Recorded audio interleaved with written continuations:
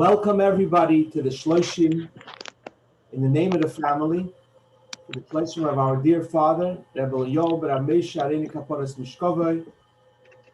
And we want to first of all welcome the community in Montreal, where my mother is. May she be blessed with lange gesunte Yor and long healthy years. Together with my brother, Rabbi Shalom Berg, the Mashpia, who pointed out that the Rebbe said that the Shloshim should not be eulogies, but it should be v'hachayitin alibe. It should be like King Solomon says, it's better to go to a mourner's house than to go to a wedding, because v'hachayitin alibe, those that are alive, focus on their mission of life and learn lessons from the life of the niftar to continue going on in their mission on life. And by the way, I want to thank very much the entire Montreal community for all their notes that they gave us and stories they told us, who gave us a glimpse to who our father was. He skillfully hid it very well from us, but he was a tremendous, tremendous giant. Thank you, all of you. I want to welcome the community of Sacramento. I was here for so many years. Welcome all of you who came on the Zoom. I also want to welcome all the people from Chicago, Illinois, where my brother, Rabbi Yosef Yitzchak, the Mashpia and Rosh Yeshiva in the yeshiva over there, does wonders. And he also, the Talmidim over there, made a siyum HaMishnayos on their own in honor of my father. And we all remember how Rabbi Yossi, my brother, a couple of moments before our father passed away, his kapitel pay. And Rabbi Yossi said, we will not let you go. We will make sure that your life and your values will stay with us and continue giving us strength in our mission in life. I would like to invite the community of Nashville, Tennessee, and my sister Esther. Did so much in putting the Zoom together, inviting all the guests, and we want to wish them great success and welcome to that community. We want to welcome the community of Stockton, California, where my sister Esther, Rebbetzin Nachomi, brothers there. And my sister Nachomi, a couple of hours in the crucial moments before my father passed away, said it so skillfully and nicely. She said, Tati never took his eye off his lane. He was focused on his mission. He didn't look at what other people are doing. He was just focused how I can serve God. He had a mission of the Rebbe to be a professor, and another mission to give shiurim. The Rebbe told him in Yechidus that his mission in life is to give shiurim chassidus to Sephardic Jews because they believe in God. They have emunas tzaddikim, and they're a good receptacle to have chassidus. And the Rebbe says, I hope you will mind some Ashkenaz Jews will also come to your classes. And he stuck to that. We also want to welcome the community in China that came on, and my brother Shmui, who was in China, and Bahashgoche Protis, the last year he moved to Montreal, literally saving my parents' life. God should bless him and the entire community to China. We continue now with the siyum HaMishnayos. So many people around the world learned Mishnayos from my father, and this Mishnah, it's connected with my father. The Mishnah says, Omer Rab Shimon ben Chalafta. Rab Shimon ben Chalafta says that the Eibishter, Leimotza HaKadosh Baruch Hu, God didn't find Klei Machzik Brochel Yisrael, a better vessel that receives blessing for the Jewish people, Elo HaSholem, only peace. Oh yeah, that was only cover. Because when Jews have peace, they have blessings. God forbid the peace goes out the window, and the blessings go with it. Shenemer, like it says, Hashem oiz la'amayitein, Hashem yivorech esami v'asholem. God should bless his people with strength and with peace. Interesting to note, by the Shiva, we had the schus to speak with Rabbi Itchik Genevish, who said he was our father's chavrusa for over 62 years. And they learned every day for 2 hours. They learned that Gewalt. You learned that Gewalt together. Almost all Dal Chalki Shulchan Aruch many times. It's unbelievable.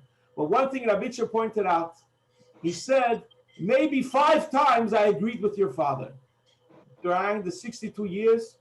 and they argued, and that brings the greatest love and the greatest connection.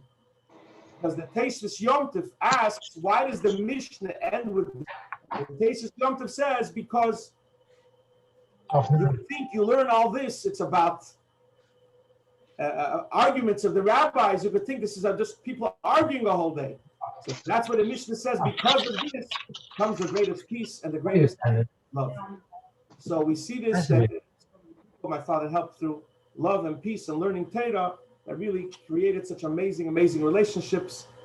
And we continue now. Is Rabbi Ben Tolila here? We have the first speaker. No, the first is the Chazan. Tev Shochin, Tev Me'och Rochik. It's a wonderful neighbor, a wonderful friend.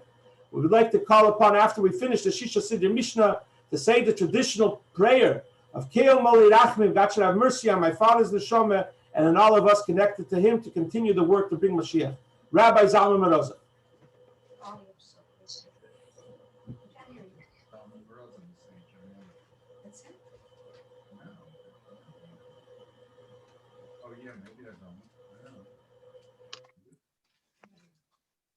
Can you hear me? Yes, we hear you.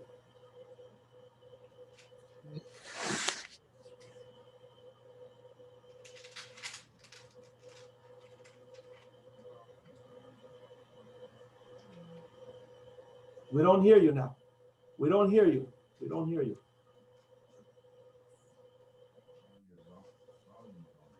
El Molei Rachamim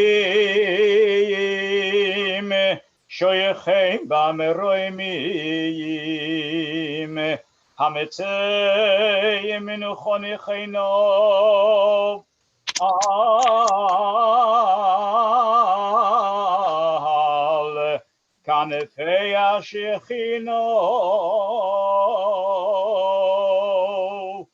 B'Ma'alois Kidoishimuti Hoyerim Kizo Yarorokia Masirim Eseni Shemos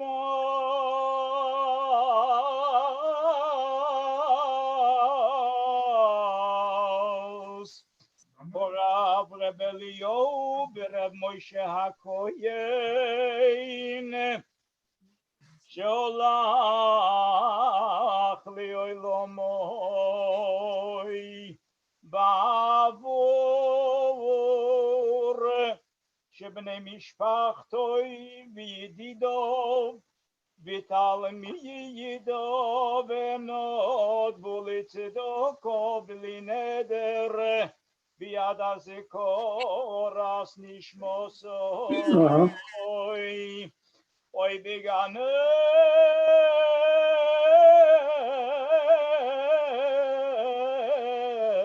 den tehei menuchosoy lochem balorachamim yastereu b'seiser knofo v'yoilomiyim v'yitzeror b'tzoror hachayim es nishmosoy Adonai hu nachalosoy v'yonuach b'shalom al mishkavoy v'noimar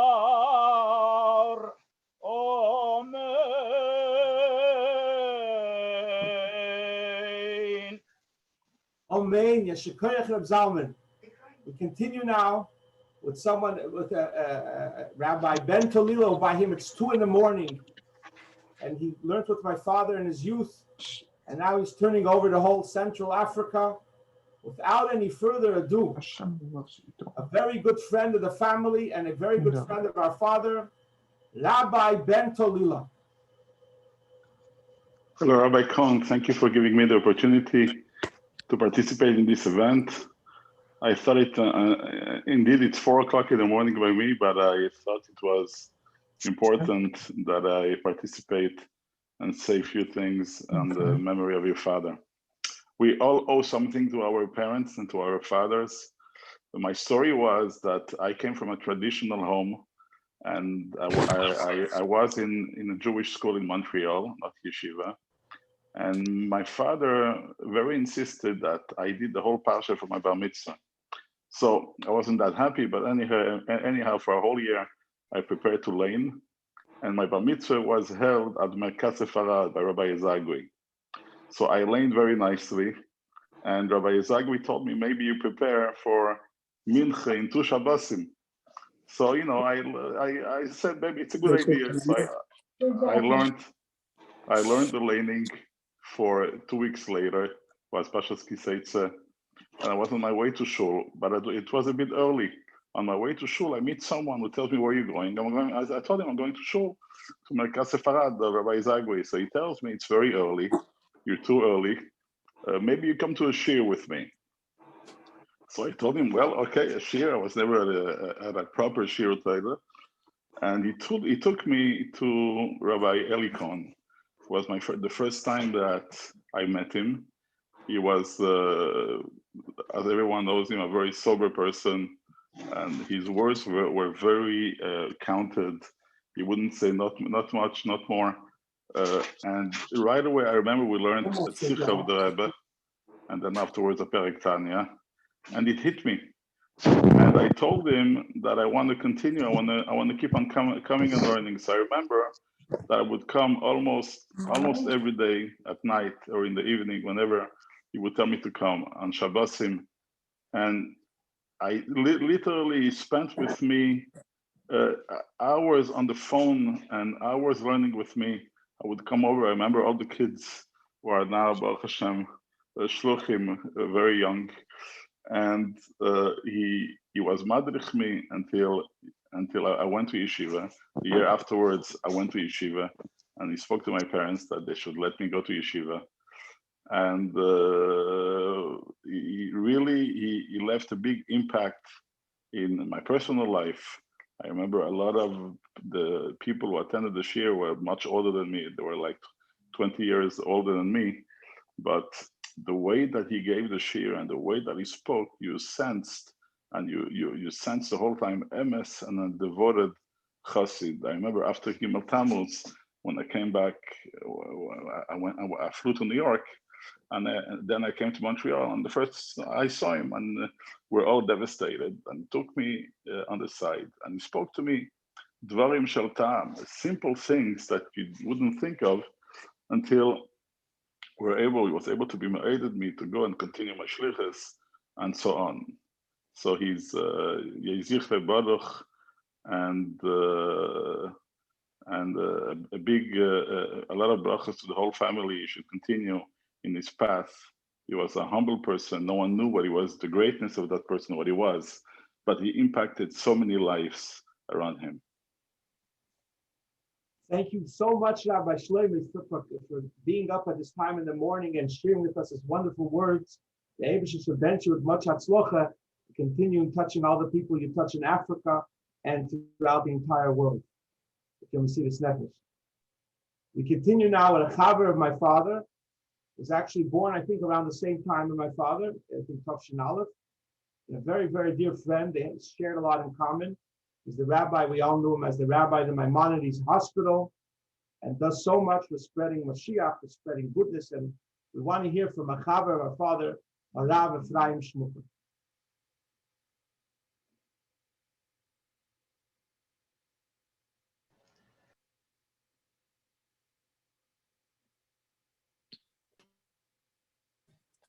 Hello, you're hearing my voice? Yes, we do. Okay.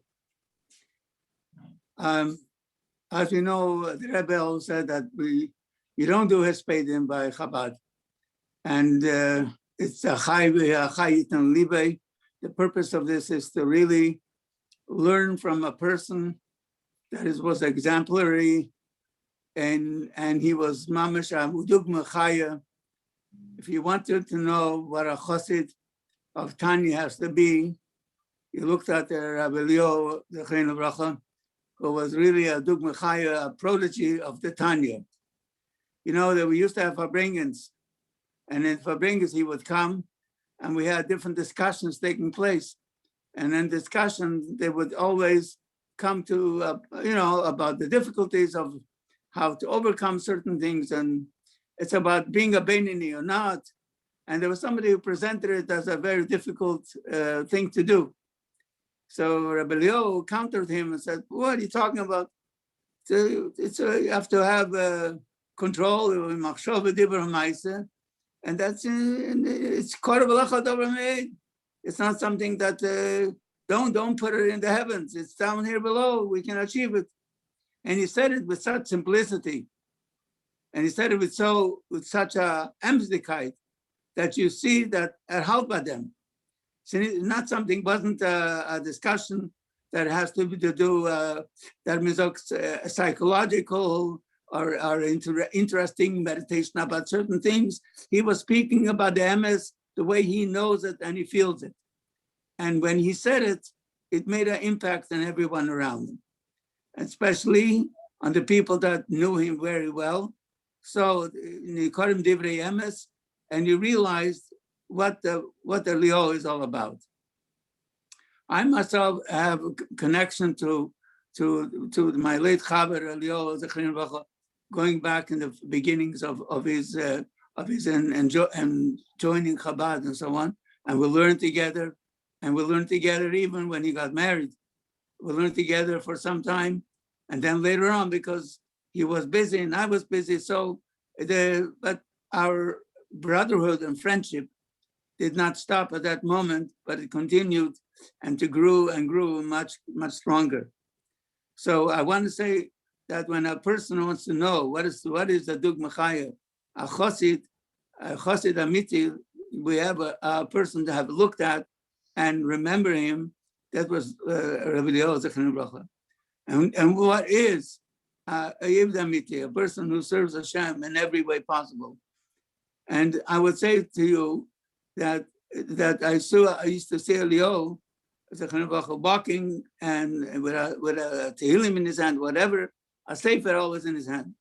But this goes back to his tradition that he started when he was going in college. And at that time, it was against his will because that was demanded from him. So he would have a Tanya at the bottom of the desk. And while the lecturer would give a shiur, he would give a lecture, he would actually learn Tanya. And there's a whole story about what happened. We were limited in time. We were a few minutes, but this was his motto of bringing the Eberster in every part of the world to bring the Eberster. You know, we were saying, Kol Mishe Ruach Habriyah Sneichemenu, Ruach Hamokim Neichemenu. And he said, Ruach Habriyah, what is Ruach Habriyah? We want to say Ratzon Habriyah, you know. The Ruach Habriyah is more that there's a spirit that dwells within a person, that even briyas that are on the lowest rung in society can appreciate the words that come from emes and the words that are inspired with emes. And therefore, Ruach Habriyah is Neichei Menu.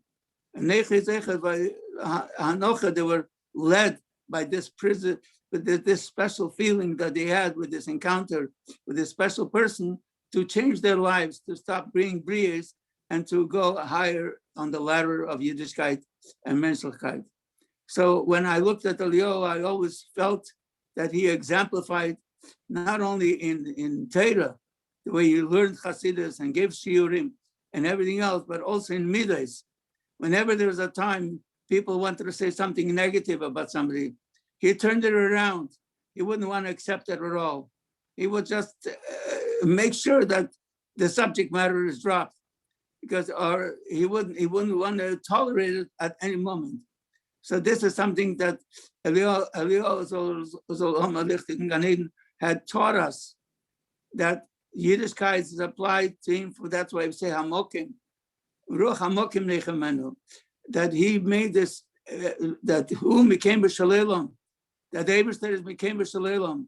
You can be in Concordia, you can be in McGill, you can be everywhere. Who became B'Shalelom? You walk in the street, who became B'Shalelom?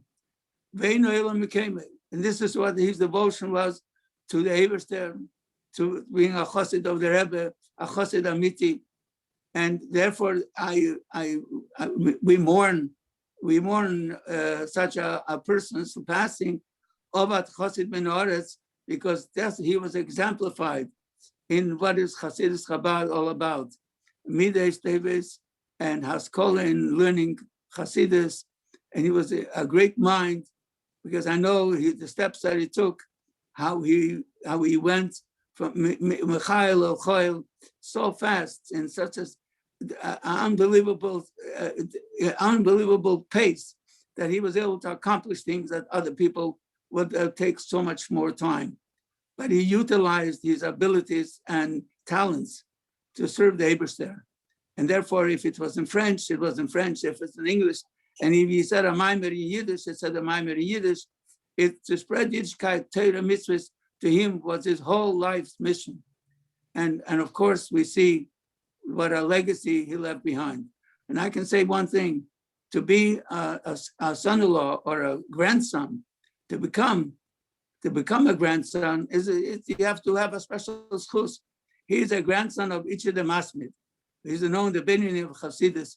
In time, he was a legendary Chassid. Many miracle stories about him. He is a grandson of each of the Masmid. So therefore, we can understand they have a special schus to have such a grandfather. He acquired it through his Haveda.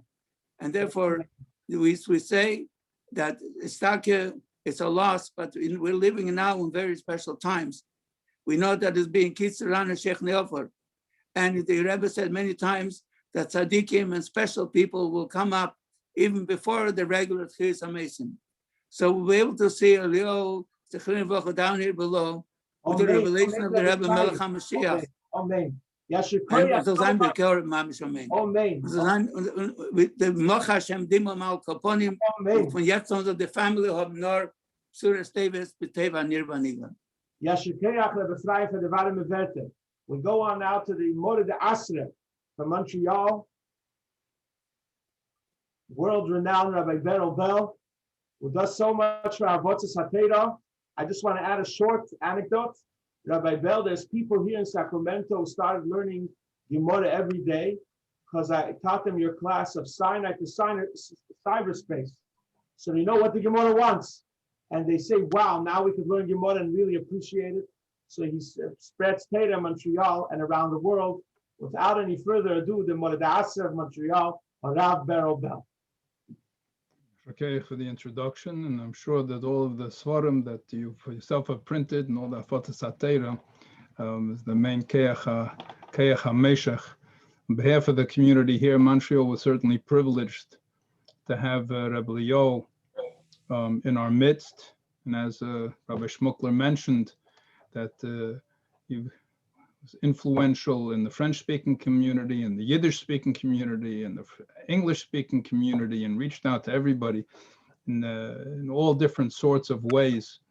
During the Shiva, it was brought to my attention a number of letters that the Rebbe had written to him through the years. I'd just like to mention to the family, if they were able to be Mazakes Harabim with some of those letters, it's just amazing how the Rebbe was madrich and took personal interest and care in guiding him in his various stages of his life. Just to mention a few areas which I think were very striking, and just in speaking with some other people, I think sort of present a sort of a chayit and a libe that we're supposed to derive lessons in speaking for those that have gone to another realm of existence. That his devotion to his classes was something which was just so obvious. He would never, any opportunity to learn, to make another, then didn't matter how many people were at the class. He would sit down, and as if the rest of the room did not exist, there's his group of people, and he was learning, and that was the end of that. I heard from somebody that he had a shir, and this friend, close friend, was making a wedding. So he said, I'm sure, I hope you'll see you by the wedding.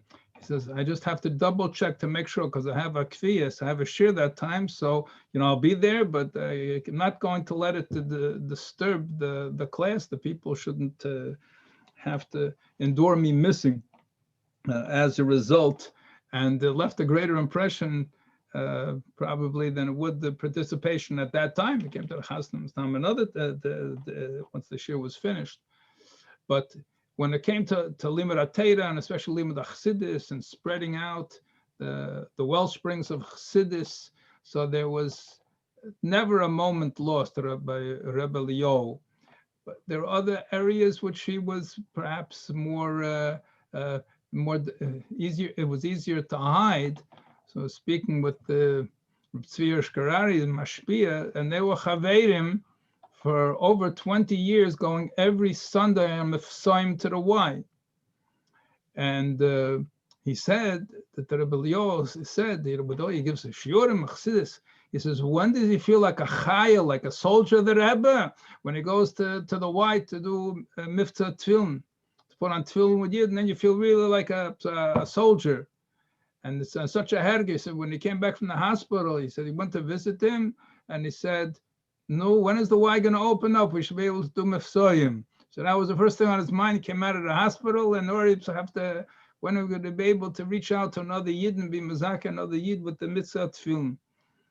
And so too, I heard from people that push it on a personal level, helping the gashmias and gemilas chasodim, and not only in addition, which was the main and which was secondary, but to have a good word for somebody and to listen to a person and hear what they're going through with a simas lev, and to be able to give advice and eitzah teva, and to listen with an open heart, to be able to get into the other person's mindset and their own framework, to be able to help them, was also something which was on a personal level with many people. And again, in helping them push it begashmias, it's also something which was perhaps not as well known. The Rebbe spoke after the Stalkus, the Rebbe Chaim Mushka, that since everything in the creation is constantly going higher and higher, so the question is, how does the idea of a stalkus, the neshama leaving the body, how does such a thing fit into the picture? Are you telling me that the neshama is going higher? So that's going Michael L'Choyel, it's going Mailam Bakedesh. Yeah, but the soul wants to be down here, and the soul, through making a dir b'tachtenim, through doing things down here in the physical world, is even higher than, it's more enjoyable, that in any Maziva Ashchina, the way the neshama is up above. But nevertheless, the real advancement is learning Torah and doing mitzvahs down over here in the physical world. So how does it fit the idea of stalkus, that Mailam B'Kedesh? And the Rebbe explained that when a person passes away, then those that are remaining behind do other things in the merit of the person whose soul left this world. So what ends up happening when the person was one person, and then he could do as much as one soul could do in one body. But when you have many, many people that are doing things in the schus of that neshama, so what happened as a result of the istalkos was that there are more mitzvahs down here in this world that are added that were not being done before. So that's the chayit and alibe. It's not just something happens, so we have to do something. So okay, so we should do something lil nishmase. That ends up being the tachlis hakavana from the whole experience that people to add. And there's certainly many things, obviously the things which are achi beilit, which stand out, that vartzach in the egg, and that you can't ignore, is adding on and learning chassidus, and in teaching chassidus, and in reaching out to other people, and in doing the mivtzoyim, and being a soldier of the Rebbe. And just to add on, in addition to what Rabbi Shmukler mentioned before, the Rebbe also mentioned that the neshamas that left this world more recently are also the first. It's another reason to be from the first that stand up for Tchias HaMesim. We should be zeicher to everybody is. There's many things to groan about in this gashmistic world. There's always things to be thankful for HaKadosh Baruch Hu for. As we say in Berachas HaShachar, there's so many things to be grateful for, so many things to be thankful for, but there are so many things to look at the problems in the world, and they're all the signs of Golus, of this exile that we're in, and we should be zeiche immediately to the Gilui of Mashiach and Tchias HaMeisim, Rebbe Eliyahu Zal B'Teicham, and then he can say whatever speeches. He's not going to want to say any speeches. He's not going to hear his speeches. He's not going to want to hear the replay of what was said about him. He wants to give another Shir Chassidus. And we're all kobosar yachiv ki pia vaya diber. Should be a good better with the ganze mishpacha that I have the good fortune of some having taught and some having learned from, and he should be a good better for the almanah from the alle bnei bayis. Amen. Yeshakayach Rabbi Bell. Yeshakayach very much. We continue now with the next speaker. One of the most heated Hasidic classes in our house. I remember it went on for a while. It was with Professor Brower, and the heated discussions. There was something very special, and they're both great giants in the world of academia, and they learn together. I would like to hear something from world-renowned Professor Brower, Rabbi Yaakov Brower.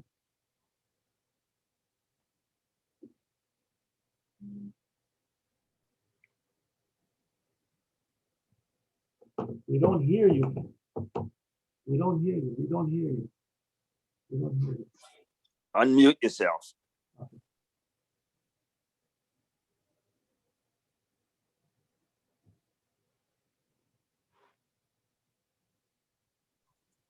The bottom left corner of your screen.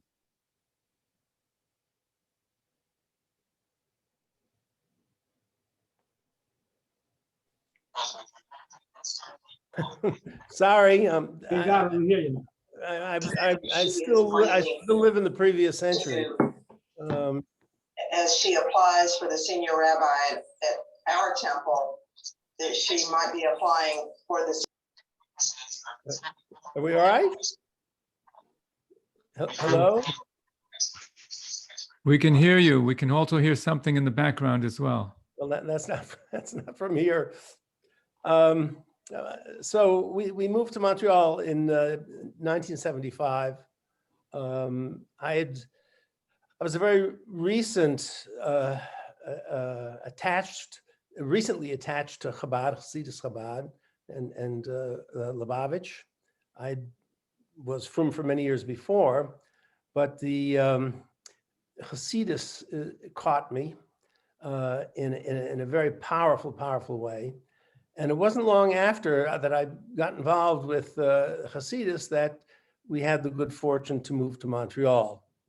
And I was here a few weeks, and Rabbi Eliyahu came over, introduced himself. I didn't know who he was. I never heard about him, and I didn't know who he was, but he knew who I was. He made a point of knowing who I was, because here's a Jew who he had heard is beginning, is developing. There's an interest in Limud Chassidus and Avodah Chassidus, and he just that's for Eliyahu. Eliyahu's a job. Eliyahu has to help me along, has to bring me along, and he did. Right off the top, within the first 15 minutes of meeting him, with Eliyahu, there was no socializing, okay? It wasn't a matter of discussing trivia. He wanted me to learn Chassidus with him. He invited me to learn Chassidus with him.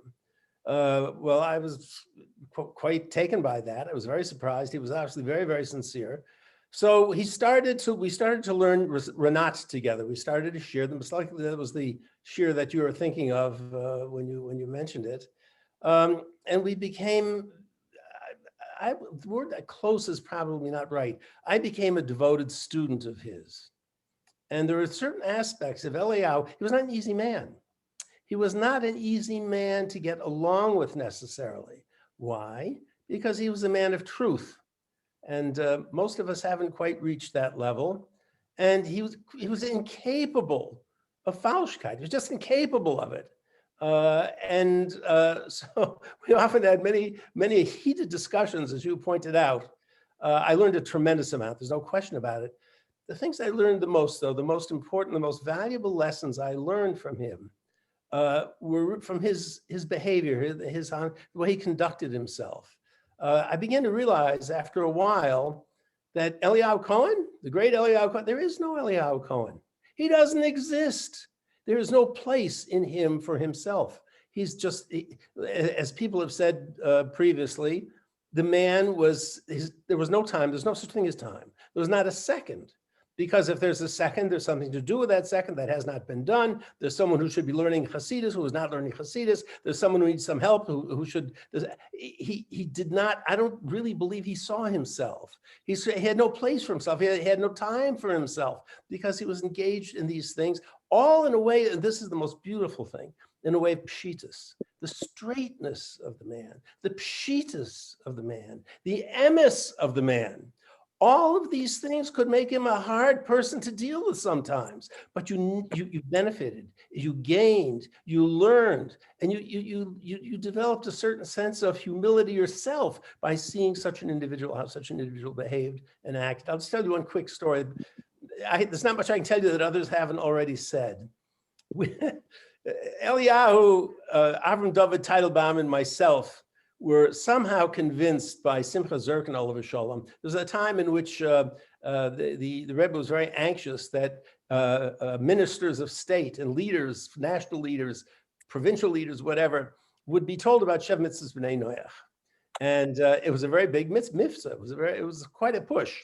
So Simcha Zirkin got a hold of it, and he somehow or another, I don't know how, got an appointment with the premier of Quebec. Now, I don't remember the name of the premier at that time, but I do remember he was a bit of an anti-Semite, an arrogant guy, someone you wouldn't want to meet. So Simcha thought the best way, how are you going to impress such a man? You can't bring him a bunch of Hasidim. That's, what's that going to do for a man like this? You bring him professors. So he got me, Albert Teitelbaum, and Eliyahu, and Albert and myself, we had to be pushed a little bit. Eliyahu, no problems, no questions. Someone's gonna, I'm needed, and it's the Rebbe's Inyan. It's not a matter of a question. Anyway, we went. Rabbi Sai, I cannot. I can't get over the embarrassment of the way we dealt with it, the way we handle it. How do we handle it? We handle it the way you probably would handle a diplomatic situation, a touchy situation with a very powerful person who you have to impress. You lie. No, you don't really lie, but you fake lie, you fool around, you tell him what you think he would like to hear, you tell him things that you expect would impress him. It's Professor I. That's what we do. That's what Professor I is all about. Eliyahu we each had a different subject to talk to him about. And you have these doddering professors, these two old fools, but we weren't old then, but we were fools. And we tried to put on an act. And of course, the premier was a sharp individual, didn't like Jews to begin with. And you could tell, he couldn't wait till he got out of there. Eliyahu he was the one who was supposed to tell over the Shev Mitzvahs B'nai Noach. Meanwhile, Simcha Zirkin has this television camera which he's wheeling around, and I can't begin to tell you, it was a horror. Eliyahu started telling him about Sheva Mitzvahs B'nai Noach. He told him, you know something, you cannot eat a limb torn from an animal. You shouldn't eat such a thing. Didn't exactly say it that way. But pshitas, he said them as it was. He told them as it was. There was no embellishment. It was typical Eliyahu. It's Eliyahu talking like Eliyahu. Neither myself nor Teitelbaum talk like ourselves. We talk like someone we think the premier would like to hear or listen to. Eliyahu couldn't care less about what the premier wanted to hear or listen to. This is what the Rebbe said to talk about. This is what we're talking about. This is what God wants in the world. Finished. Well, Rabbi Sai, it's not easy to find that pshitas in the world anymore. It's not easy to find that straightness in the world. I miss it terribly. I really do. It's hard. Once again, I would love to be challenged. I would love to be antagonized. I would love to be pushed by Eliyahu because it was all with love. It was all with, most importantly, it was all with truth. And it was just an amazing experience. Eliyahu should have an aliyah, should look down on us, bless us, and be with us as we are with him. Thank you so much, Professor Brower. Thank you so much. Long years and continue spreading Hasidus in the way you do, and everything good. We continue now with the next speaker, world renowned for his writing and he wrote the book, The World of Meaningful Life, Bringing Heaven Down to Earth, sorry. He's the chief editor of Chabad.org, spreading Hasidus daily, the deepest concepts, bringing them down in a way that people can understand and appreciate. Without any further ado, editor and writer, Rabbi Tzvi Freeman, a good friend of the family. Thank you, Mandy. I guess the only reason I'm here is there's a story, I guess, is well known by now that I have to tell with Eliyahu. But first of all, I gained so much from Rabbi Schmuckler and from Beryl and from Professor Brower before, because if Eliyahu, it seems like a Kodesh Baruch Hu was making a conference up there of all the Ziknei Hasidim. And I guess we have to fill in. So we need to know what each one was contributing, and especially those that we're attached to. So we know what to fill in. So I'm learning. And how am I going to fill in for Eliyahu? I don't know. So in 1974, August of 1974, there was the International Congress of Mathematicians, which is something that had been happening since the 19th century. It was decided it's going to be in University of British Columbia, where I was a student at the time. Yeah, I think it is very egocentric, but I think in the terms that the Rebbe decided now he's going to schlep in this kid Tzvi Freeman. How is he going to do it? Well, one way, we'll arrange for over 3,000 mathematicians from 73 countries to have a conference at the campus where he's studying. Simple. So two of the professors were Professor Paul Rosenblum and Professor Eliyahu Cohen. I actually looked at the list just now. There were 10 Cohens there amongst the mathematicians.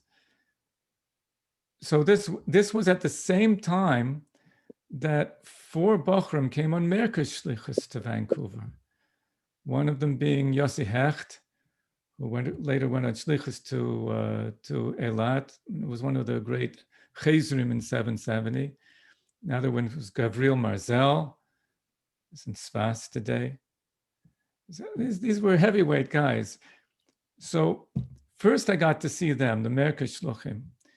And my first thought when I saw them, I had never seen a Borsellino except in the gangster movies on TV, the Chicago gangster movies.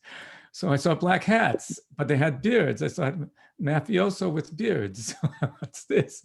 It didn't look authentic to me for some reason. It didn't look like, but then I was on campus, even though it was summer. I'm not sure what I was doing there. And I see a long black coat and the beard and the whole bit. And it looks straight out of an Elie Wiesel book or Buber or whatever. So I walked right over to him, and with the chutzpah I had in those times, I said, "Are you one of those members of that Jewish sect called Hasidim?" And I was very taken aback, abashed. I would say he's like abashed. And he said, well, stroking his beard, he said, "We try to be Hasidim." So that's the first answer I got.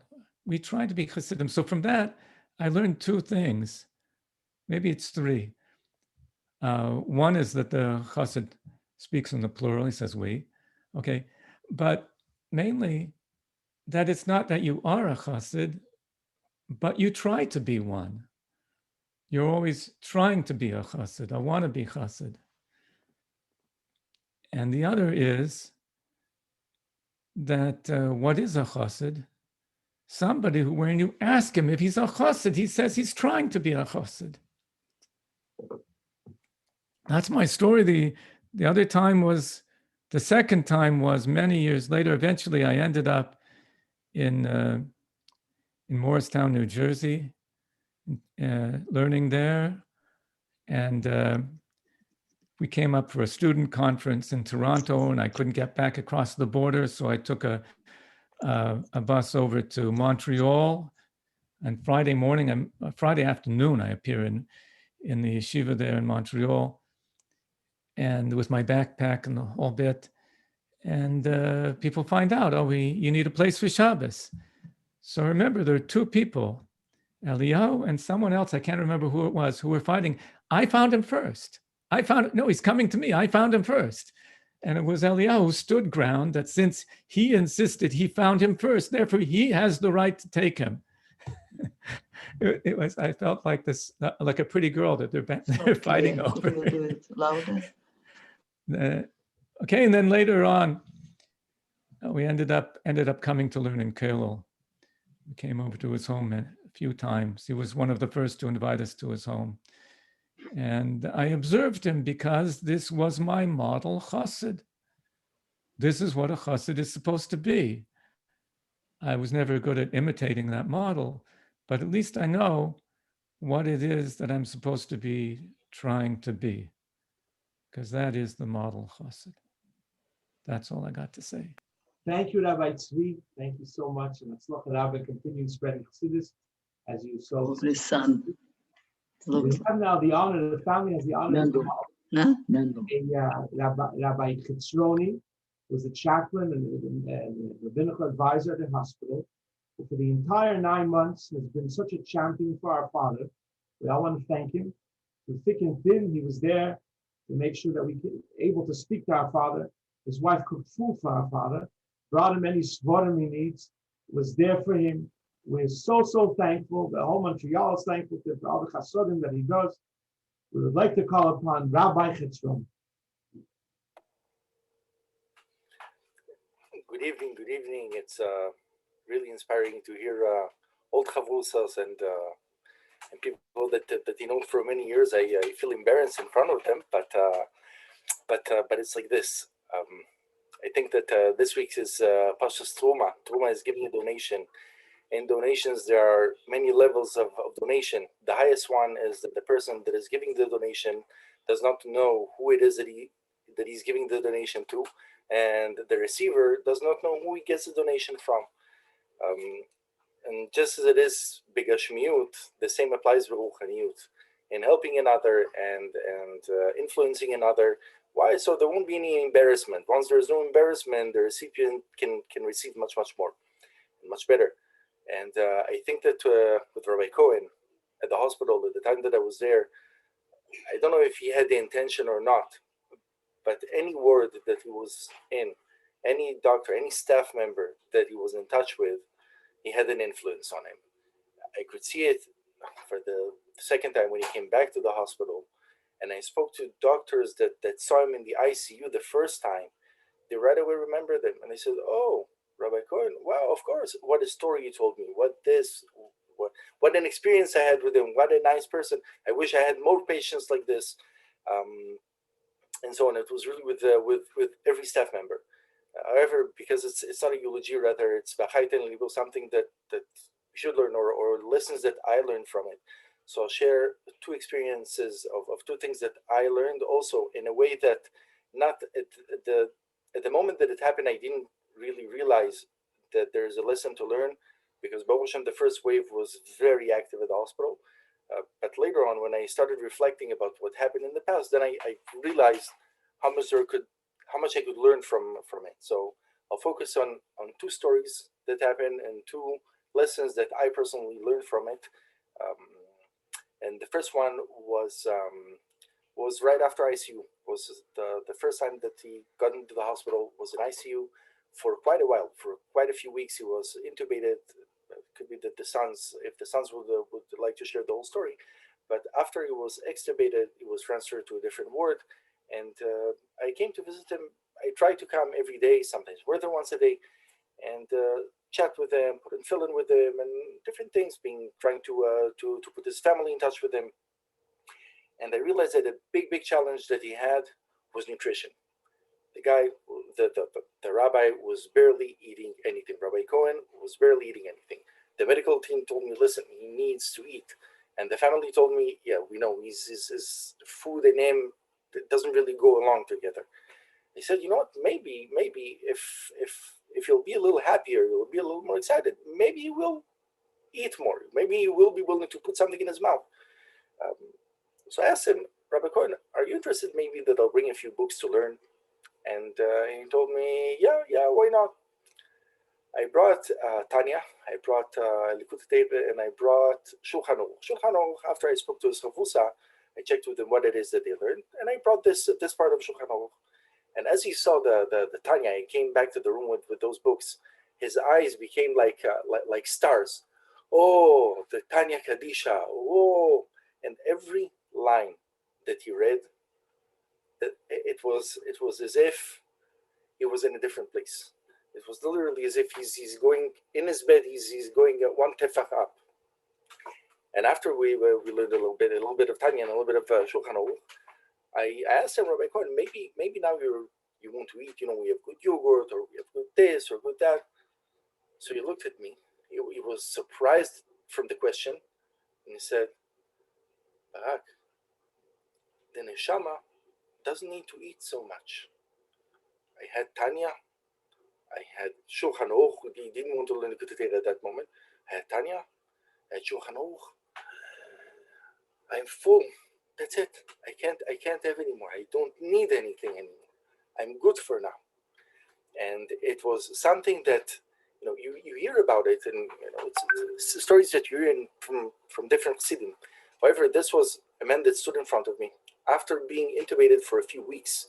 He was in a lot of discomfort. He was in an unpleasant situation. It was painful for him. However, it's as if the lesson that I learned from it is that he was able to focus on one positive thing, and he was able to push all the negative things, all the small challenges, everything that was there around. It's as if they don't exist now. That's one thing. But in addition to that, he knew exactly what brings him the highest. He was able to pinpoint, this is what brings you the highest. Anytime you would sit down to learn. Now, in certain areas, when he would learn, then he would ask questions. I told him, look, good question. I don't know. I'll come back tomorrow with an answer. When I would come back, he would right away ask me, so what is the answer? He would know exactly what it is. Now, it could be that 2 hours later, he was exhausted and it was hard for him to talk. But once it had to do with learning, he knew exactly where we are. And when I would give him an answer, then he would think and say, this is very good, very good. And he really got highest from it. And so this is the first point. The second point was, everyone in our community know Rabbi Cohen. And just to illustrate it, today we had a meeting at the hospital. So there was one staff member that is relatively new. He's there for about eight months. And he told me, look, all the colleagues that I work with, I don't know them. If I would see them on the street, I wouldn't recognize them. They're all with masks on their face. I wouldn't recognize them. And I think with Rabbi Cohen, if you're talking about Rabbi Cohen with the book of Tehillim or with another book going in the street, it's it would be impossible to. Rabbi Cohen and the book, no matter where it is, on Carlton, on Westbury, it was always like this. Now, you could see him with the Tehillim on the street, or if it would be the shiurim, as Rabbi Bill said, the shiurim that he would give in yeshiva, or there was for a certain period of time he was giving shiurim, chassidus shiurim in our house here, in my house, and I know that my wife, the shiurim itself was in English, and my mother doesn't speak very good English, but she told me, Barak, I want to come to this class because the highest that this person has, it's enough for me to see his excitement. It gives me energy for the whole week. It gives me enough emunah for the whole week. So it's worth it for me to be here, although 70% I don't understand because it's English, but it's worth it for me to be there. So it would have, wherever he was, this is the energy that he had, and he would focus all of it in this energy. But at the end of the day, it was the same Eliyahu, Rabbi Cohen. Now, I think that Rabbi Shmukler can testify that when people come to a hospital or to a hospital setting, after a certain, it can be a few days, it can be a little more than a few days, but they change. So they go through challenges, they go through struggles, and it changes them. And you can see that it's suddenly becoming a different person. It's no longer the same person. Now with Rabbi Cohen, yes, could be that physically he wasn't the same, but mentally, spiritually, whenever you would enter the room, if you could make a joke, he would make a joke. If he could, the thank you and the appreciation and everything to any staff member, it was always the same. Now and he was always the same, and he was able to use for each, and it was always the same Rabbi Cohen. And I remember that once one of the staff members asked me, Rabbi, does this rabbi that is here now, does he have a family member that maybe is teaching in the university or something like this? So I told him, this is the guy. So he jumped and said, wow, it was my professor. And he called another staff member that was with him in the course, and he told him, this was our professor. They got into the room, they started talking to him, and then they asked him, well, so you'll be going out of here soon. Are you going to go back to class? So he said, right now I am here. What benefit will it give me to think about what will happen tomorrow? Will it help me now? Right now I'm here. I am focusing everything I have here. Tomorrow will be tomorrow. And this is the second lesson that I learned, but not just, I mean, from him, yes, but it was to such an extent that I saw it overflowing also to his sons.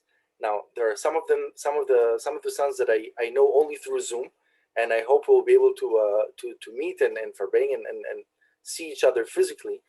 But the ones that I really was with here were Shalom Ber and Shmuel, and I want to say that with them it was incredible. Passover, when he was hospitalized, no matter what day, no matter what time during the day, no matter what the weather was outside, and for the Montrealers, you know, it wasn't easy. This Pesach, the winds and the snow and the ice and the everything, they would come, they would check on him just to hear any piece of information, and every piece of information that they heard, it was an explosion of happiness. It was an explosion of, if they needed, if it was happy news, it was an explosion of happy news. If it was, if Emunah was needed, then you could see, okay, so we need to add in davening. So we need to, it was right away internalized, and all the energy was focused towards this channel and nothing else. And I remember that I heard them sing some nigunim. Sometimes it was through Zoom, sometimes it was here on the street when they would hear good news. And it's the same nigunim that I heard 15 years ago, or close to 20 years ago, or 5 years ago, but it made a different impression. Why? It came from a different chais. It came from a different place, from a person that really focused his strengths in one particular thing. This is where he is, and he's not moving left or right. Rabbi Shmuel said earlier that they had a certain debate with the Tanya, Sefer Shel Beinonim. So we know that Sefer Shel Tzadikim was burned. I was just thinking about it now while the Zoom was happening, that yes, it was burned. Why? Because this, being a Benoni is something that officially belongs to everyone. Being a tzaddik, it's not your job. So if it's not your job, it got burned. You have nothing to do with it. Focus on what you should be doing, and what you can do, and navigate your strength, your kochot towards that direction. And this is the second lesson that I learned from him, and it was in such a way that it overflew to his kids, and it's in such a way that from both those things, meaning, if I need to summarize it, the first one is that he was able to pinpoint what he needs in order for him to revive himself, to live. We always say, halevai, we wish that things in Ruchaniut would be the way that they are, b'gashmiut. There is, with him, I could really see that the Ruchaniut was something that revived him. It was something that gave him strength, but he was aware of it, and he focused himself to that. And it was to such an extent that without, whether it's with intentional or unintentional, it got into me. I learned it in such a way that it's a lesson that I take with me. I'm trying to take it on a daily basis. And the second one, wherever it is that he was there. It was the same Rabbi Cohen, but when he needed to be in the hospital in the ICU, it was there. Then when he needed to take care of himself in a different way, that's where he was. If it was time for wherever it was, this is where he was, and he didn't change it. And this overflew to what I saw to his kids. Those are the two lessons. Let's hope that we'll see him very, very soon with Mashiach. I want to tell the family it was incredible. We always say that shi'eh rak b'smachot, only b'smachot. So first of all, Baruch Hashem, I was very happy that at least we were also able to have a simcha together, the bris. But in addition to that, at the end of the day, there are smachot that we see in a happy and revealed way. But life always brings us to certain challenges that we don't really see the good in it, at least to our own eyes. But I think a very, very important thing that I many times say to patients is, or to their families, is that there will be a unity, that the family will stay together. And it's beautiful to see how the family was working together throughout this time. And they literally focus themselves each and every stage of the way where they should be, focus for their father, and do the best for now. Don't talk to me about what will happen in a year from now. Talk to me about what can we do now to make him feel better. So let's hope we'll see him soon with Mashiach. Thank you. Amen, Rabbi Chitzroni. A huge, huge thank you from the family for everything you did.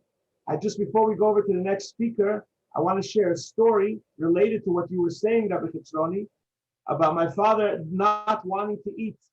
And he had enough of the Tanya and the Shulchan Aruch. So the story is connected to Rabbi Bel the Rov. We found, our father never showed us a group of letters that he got from the Rebbe. He never showed us. We know that he lived with those letters. But in those letters, Rabbi Bel was reading them one night during Shiva, those letters. He read, in the letters it said, I tell you many times over and over, take care of your health, take care of your diet. So Rabbi Bel said, I wish I had these letters when I spoke to him in the hospital, tell him that he has to eat. But his dedication to Torah was something else. There's a lot of speakers that we don't want to go on till Alisa Shachar, but we choose a couple of speakers. I want to also mention Moshe Shten, my dear friend in the yeshiva that used to live with my father, many times Gemara Liyuna, and he saw my father's love for Torah. I could go on, but we'll continue. We'll go on with the next speaker, a brother of my father, who he has tenacity like my father and strength, never gives up. I remember throughout the entire ordeal, the 200 days, he was always calling us, try this, try that, jump and do this and get this nutrition, that nutrition, this one. He was always there pushing. He also has a special thing, besides being the Rav in Toronto, in his shul, he also goes around teaching people about the Beis Hamikdash, like he teaches about his living room, every detail. God bless you. Uncle Chai, take it away.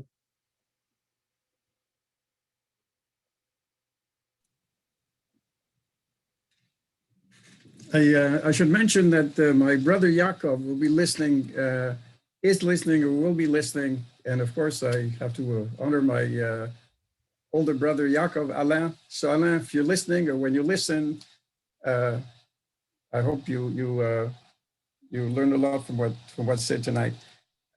First of all, I have to thank my brother, Eliyahu, Alav Shalom. He gave me an exposure to advanced Sfarim and Chassidus from a young age. You see, my parents wanted him to study mathematics and get good marks. So he hid a lot of Sfarim under his mattress so that my parents wouldn't see them. Now, I knew they were there, and I would sneak in when he wasn't home and when my parents weren't looking, and that's how I got an introduction to Toras Chaim and the Alter Rebbe Siddur from Eliyahu hiding these Sfarim and under his mattress. You know, it's interesting that my father, Rav Moshe Alav Shalom, and Eliyahu finished their lives in a very similar way. My father decided when he was 70 to start a career in going to yeshiva, which he could never do before. And unfortunately, when he was 79 years old, coming out of yeshiva one day in Miami, he was saved by a car. And he was in tremendous pain. And for several months, he wouldn't walk. And 2 months later, Eli decided he's going to go and see my father and see what he can do. And it was incredible. You know, we were telling the whole time, my father, please start walking. My father said, I'm in pain, I can't. Eli went there, asked my father to walk. That day, my father started to walk again, 2 months later. Now, it's very interesting because Eli was 78 when he got sick. And through the efforts of different people, Rabbi Chetzroni, you were incredible, Rabbi Chetzroni. We could call on you at any time, and you were just incredible. And, excuse me, Shmuley, I can't begin to thank you for everything that you did.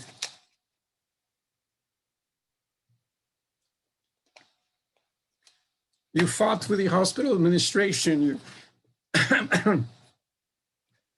You fought with the doctors. You made sure that your mother could be able to see your father. You made sure that Shalom Bear would be able to go in.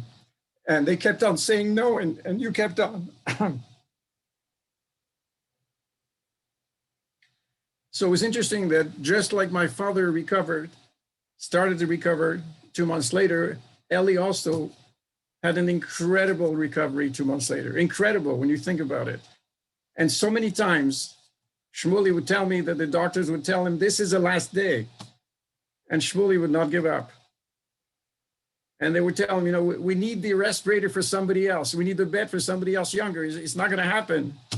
And Shmuley, Shalom Bear, you were incredible. You fought the system. You made sure that he recovered. And unfortunately, just like my father passed away, by the way, at age 81, and Eli passed away at age 79. And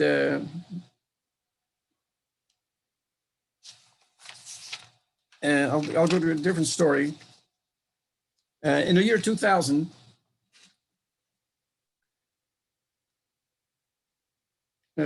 my mother, who was living in a residence in Montreal, in a Jewish residence, was attacked by one of the residents, one of the guys who went with sugar, and he broke her hip. So I went to Montreal. I arrived in Montreal, and she was in the hospital, and she was handcuffed. And I asked the nurse, what's going on? Why is my mother handcuffed? You know, she's going to have a hip operation soon. And the nurse couldn't speak French, and her English was terrible. And she said, your mother's fighting me. And I said, Mommy, what's going on? And she said, my mother said, this nurse, I can't understand her English, but she's trying to feed me like a baby. I'm not a baby. And you see, you understand the value of people like Rabbi Chetzroni in a hospital. That sort of thing didn't happen with Rabbi Chetzroni. Now, later on that day, 8 o'clock in the morning, we're waiting for the hip operation. And as you know, it's very important, hip operation, to have the operation as soon as possible so the person can start walking. And we're waiting and waiting and waiting. 5 o'clock in the afternoon, I called the doctor, the surgeon supposed to do the operation. I said, no, when are you going to do the operation? So he tells me, I'm sorry, sir. Your mother did not make an appointment. There are people who made an appointment a month ago, and I've got to take care of them. And I said, look, you know, I could, with all due respect, you know, I couldn't make an appointment. You know, I didn't know she was going to fall. Anyway, I hung up, and I didn't know what to do. And I called Eli, and Eli called the doctor. 2 minutes later, the doctor calls up, bring her to the operation, bring her to the operating room with a nurse. So we bring her to the operating room with a nurse. And my mother said, I'm not having the operation. I've had my life. I said, Mommy, I'll daven for you. She said, sorry. I said, Eli will daven for you. He said, where's Eli? Eli's not here. So I said, the Rebbe will daven for you. She said, okay, I'll go. And Baruch Hashem, she had a very, very successful operation. But as you can see, a word from Eli, one word, it It took 20 seconds for him to convince the surgeon to do the operation right away, which Baruch Hashem allowed her to walk for a number of years after that. Thank you so much, Uncle Chai. The hour is late. The night is old. I'm getting beeps. But thank you so much. And continue sharing with strength whatever you do for Yiddishkeit in Toronto, Michael Koyel. We go further to the next part of the program. We have the wonderful, wonderful Einikon, Levi Cohen, who prepared in the studio a beautiful song for his grandfather. Well, this will end the evening and take strength from tonight, like my sister Nachomi said, Nachomi Brod, not to look out of our lane and do our shlichus. And I mentioned at the beginning, I'll mention again, his chavrusa for 62 years, Rabbi Genevish, who they learned so much together every day, so much. We continue with our mission, everyone on their lane, from strength to strength. Thank you, everybody, for sharing. And God bless you all with strength and to have real happiness by focusing on our mission and learn from our Papa. God bless you all. Now we hear from the Einikon, Rabbi Levi Cohen.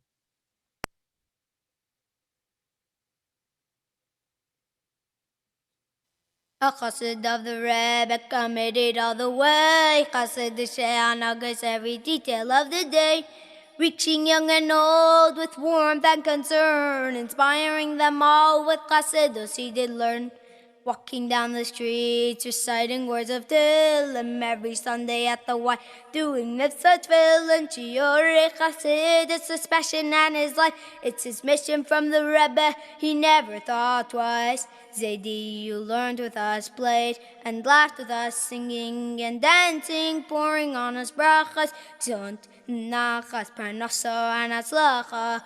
We still hear you banging a song.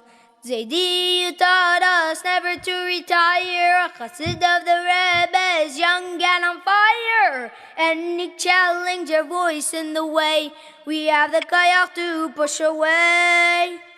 Zaidi, you taught us never say I'll try. A chassid of the Rebbe must always strive high.